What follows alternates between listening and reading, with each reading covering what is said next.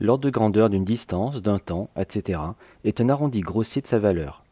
Pour le trouver, il faut commencer par écrire le nombre en écriture scientifique. Par exemple, 55 000 est égal à 5,5 fois 10 exposant 4. 0,0024 est égal à 2,4 fois 10 exposant moins 3. Une fois ce nombre en écriture scientifique, il suffit de regarder si le premier nombre est plus proche de 1 ou de 10. S'il est plus proche de 1, l'ordre de grandeur sera égal à la puissance de 10. Par exemple, pour 1,5 fois 10 exposant 3, 1,5 est plus proche de 1 que de 10. Ce nombre est donc à peu près égal à 1 fois 10 exposant 3 et donc finalement à 10 exposant 3. L'ordre de grandeur est donc 10 exposant 3.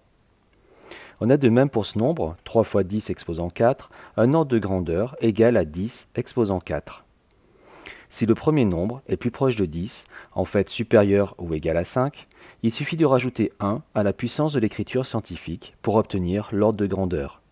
En effet, à cause de cet arrondi, on multiplie 10 une fois de plus par lui-même, ce qui se traduit par l'augmentation de 1 de l'exposant. Par exemple, 8,5 fois 10 exposant 5 est arrondi à 10 fois 10 exposant 5, ce qui donne au final 10 exposant 6 comme ordre de grandeur.